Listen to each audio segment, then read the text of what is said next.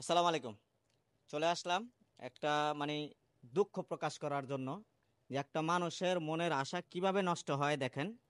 এই গাড়িটা জাস্ট আমি 3-4 দিন আগে আমাদের এখান থেকে কাজ করে কমপ্লিট করে ছেড়েছি। এটা ইউটিউবার কন্টেন্ট ক্রিয়েটর রাহি ভাইয়ের গাড়ি।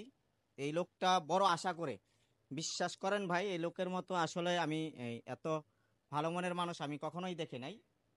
অহংকারী লোক বহুত দেখা যায়, তা আমি ওনার ব্যাপারে আগের ভিডিওতে বলেছি।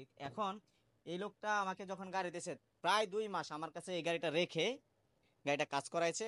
একটা জিনিসে ভাই, আমি ঈদের সময় যেন গাড়িটা সুন্দরভাবে চালাইতে পারি, আপনি আপনার মতো করে রেডি করেন।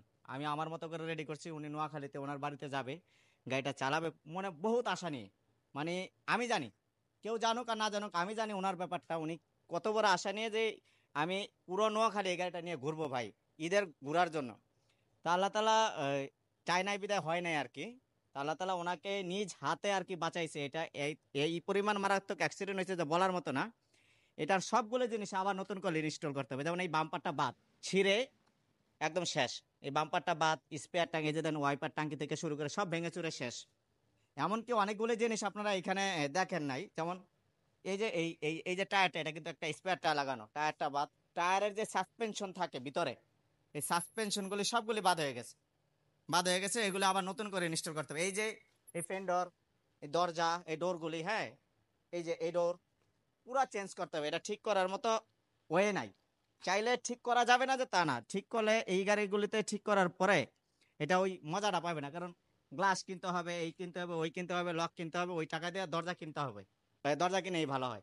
কারণ এটা জনর জনর ক্যানার কোনর প্যানার কোনর ছাড়ানো থাকবে। এই দরজা এইখান থেকে শুরু করে ওই পর্যন্ত এই 3টা আইটেম, সামনের একটা ফুল বাম্পার কিনতে হবে। বডি কিট ইনস্টল করেছিলাম, এদিকে আসো, বডি কিট ইনস্টল করেছিলাম। আবার সামনের বডি কিট, এই সাইডের বডি কিট, পিছনের বডি কিট পর্যন্ত এই দেখেন মাঠগাটটা ছিঁড়ে একদম শেষে। দরজাগুলি কিভাবে ছিঁড়ছে দেখেন। মানে এই লোকটা, আল্লাহ তালা ওনাকে আল্লাহ নিজের হাতে বাঁচাইছে এক কথায় বলতে গেলে। কি পরিমাণ ক্ষতি হয়েছে। আর একটা লোকের শখের জিনিস নষ্ট হইলে, যার শখের জিনিস নষ্ট হয় উনি বুঝতে পারে কেমন। ওনার গাড়ি কিন্তু আমরা কাজ করে দিয়েছি। আমাদের প্রত্যেকটা স্টাফ এই গাড়িটা দেখে মন খারাপ।